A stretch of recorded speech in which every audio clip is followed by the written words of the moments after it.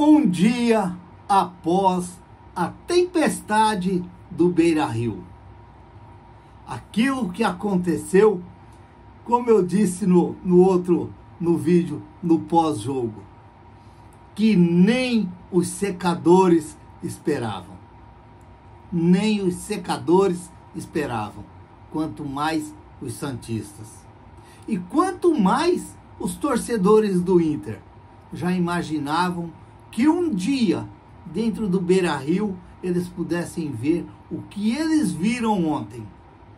O Internacional golear o Santos dentro do Beira-Rio por 7-1. Uma derrota do Santos esmagadora. Uma derrota que entra para a história do clube e sempre será lembrada. Às vezes, o jogador ele tem que imaginar alguma coisa assim. Eu sempre tenho que dar tudo de mim para que isso um dia não aconteça, porque mancha e fica manchado. O próprio jogador que participou fica manchado. Por isso que ontem, depois no pós-jogo, eu dei nota 1 para todo mundo que foram lá, porque eles foram lá. Então eu tive que dar nota 1, eles foram lá. Mas eles não jogaram. O Santos ontem não jogou. Eles foram lá no Rio Grande do Sul, mas não jogou. Mas eu dei nota 3 lá pro Max Silveira, não talvez porque do gol que ele fez. Não talvez porque do gol que ele fez. Mas pela coragem dele. Ali, no final do jogo, ele poderia ter olhado pro Marcelo Fernandes. É um profissional, mas ele poderia ter olhado pro Marcelo Fernandes e falado assim: ô professor, poupa eu dessa daí, não põe eu aí não. Tá acabando o jogo, deixa como está. Talvez vai ser melhor, talvez vai ficar por aí mesmo. Mas ele teve coragem, foi lá, quer jogar, aproveitou e fez o gol. Foi premiado com o gol. E eu dei nota 3 para ele, porque ele fez o gol e ele foi homem e entrou em campo. Mas às vezes, até o treinador às vezes tem que olhar e dar uma segurada, falar: não vou pôr agora, já tá esse placar tão elástico aí, né? Dá uma segurada. Mas tudo bem. O que o Santos fez ontem, o que o Santos foi lá ontem no Beira-Rio e fez o que fez, jamais era para ter sido feito. Jamais era para o Santos ter sido feito aquilo lá. E agora, como eu disse, fica essa mancha, fica essa desconfiança do torcedor que tanto vinha apoiando aqueles guerreiros que estavam lá no Beira-Rio e gritando no final do jogo, tentando apoiar os jogadores e mostrando que estamos junto com eles para que der e vier aí pela frente. Mas infelizmente, o que eles viram ontem, a gente até entende os gritos deles no final do jogo lá, tentando levantar a cabeça desses jogadores, tentando, lá no Beira-Rio. É claro que eu acredito que hoje deve ter tido muitas conversas, deve ter muito bate-papo. Eu acredito que talvez não teve ofensa, não teve isso, porque não é nem o momento para isso. Apesar de tudo o que aconteceu ontem lá, é como eu disse ontem, depois do jogo. Sentar, tomar um cafezinho, tomar um chá, conversar e ver aonde errou, o que errou, o porquê que aconteceu, tudo aquilo lá que aconteceu ontem no Beira-Rio. Se alguém viu o meu shorts que eu fiz ontem cedo, domingo cedo, antes do jogo, que no shorts eu falei que independente do resultado, o Santos estaria no páreo. Ou vitória, ou derrota, ou empate, não era nada de desespero para o torcedor do Santos. Se viesse a vitória, maravilha, um empate seria bom. Mas se viesse a derrota, que não dava desespero ao torcedor, dizer já caiu. Não, porque a gente até entende que você perder para o Internacional lá no Beira-Rio é um resultado normal. é um resultado normal. Agora, eu não esperava que ia ser uma cacetada dessa. Eu não esperava que ia ser uma pancada dessa. Porque essa pancada, ela é mesmo, o resultado é o mesmo como se fosse 1-0 com um gol que não fosse de pênalti, que não fosse pênalti, o juiz deu e tinha ganhado. Mas, como se diz, foi uma cacetada, foi uma pancada, onde você derruba o astral do time, onde você derruba a moral do time, o autoestima do time, que tinha até ganhado um pouquinho aí nesses 3 últimos jogos, e que os 3 últimos jogos que o Santos ganhou, hein? Eu acredito que não foi por acaso aquelas 3 vitórias seguidas. Eu acredito que não. Para alguma coisa, elas vão servir, as 3 vitórias vão servir aí nesse Campeonato Brasileiro.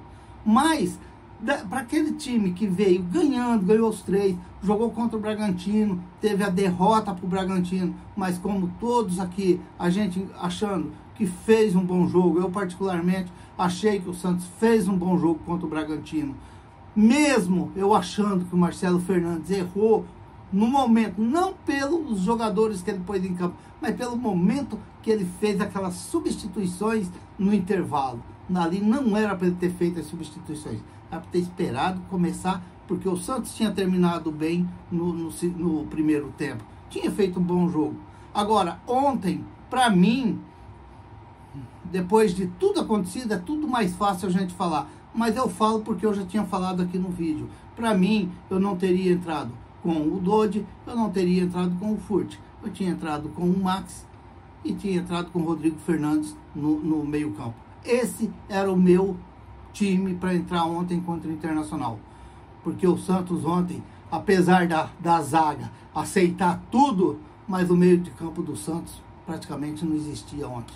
O Alan Patrick, o Maurício, o menino lá pela esquerda, lá, o Wanderson, olha, jogou como quis, Foi falha, teve, mas teve falha de todo mundo. Por isso que, olha, eu não gosto nem de ficar citando esse ou aquele. Por isso que eu já cheguei ontem, no final, é nota 1 para todo mundo, porque eles viajaram e foram para lá.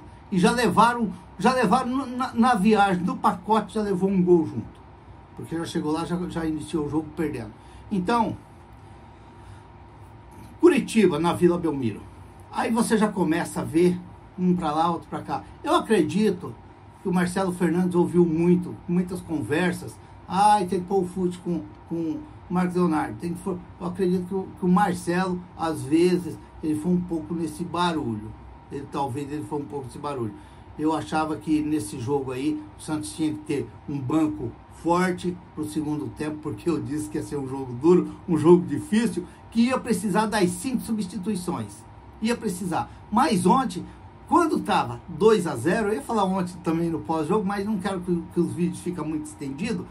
Mas, quando o treinador vê que o time não, 10 minutos, 2-0, 13 minutos, 2-0, e o time tá levando, não tem marcação, não tem nada, meu amigo, você pode fazer 5, já faz logo 3, já muda. O Marcelo Fernandes, ele não fez isso, ele deu essa bobeada, Para mim, teve os erros do Marcelo Fernandes, sim. Eu acredito que o time que entrou não era aquele, era mais ou menos o que eu tinha imaginado, mas eu não sou treinador, sou apenas um torcedor, um corneteiro também. Corneteiro, porque hoje, se o Pelé jogasse bola hoje, tinha os corneteiros do Pelé. Isso aí eu sempre falo e continuo falando. Como no nosso time também tem um monte de canelinha de pardal, pelo amor de Deus. Mas faz parte do futebol. Mas eu espero que o Marcelo Fernandes tenha a cabeça no lugar e pensa, opinião minha, opinião do Raul, pensa direitinho que o Santos venceu o Bahia, o Santos venceu o Vasco, o Santos venceu o Palmeiras e o Santos perdeu para o Bragantino fazendo um bom jogo com aquela escalação. Olha, na minha opinião, ele não pode perder as rédeas.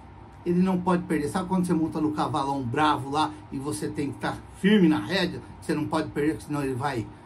Ele tem que fazer isso daí.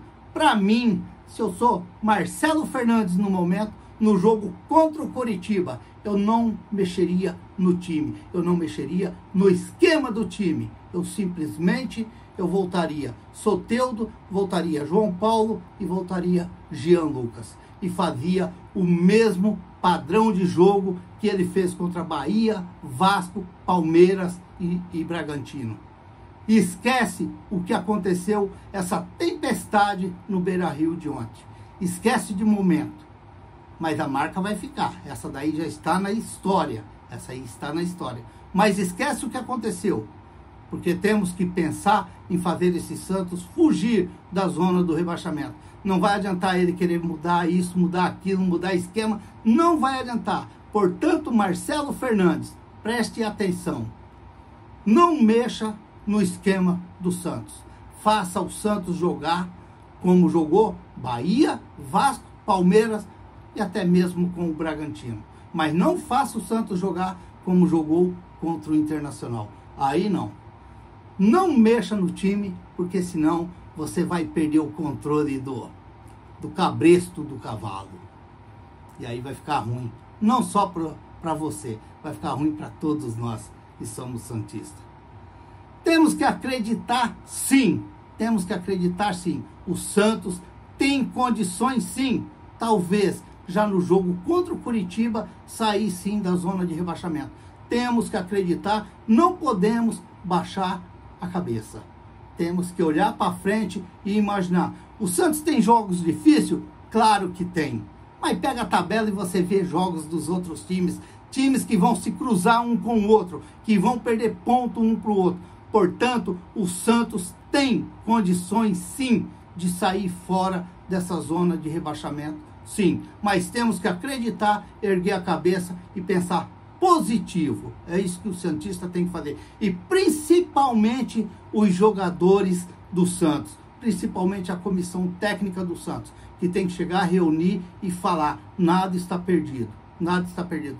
Esqueça o que aconteceu. A tempestade do Beira-Rio. Deixa para trás. Ficou para trás. Já está carimbada. Já está marcada. Fazer o quê?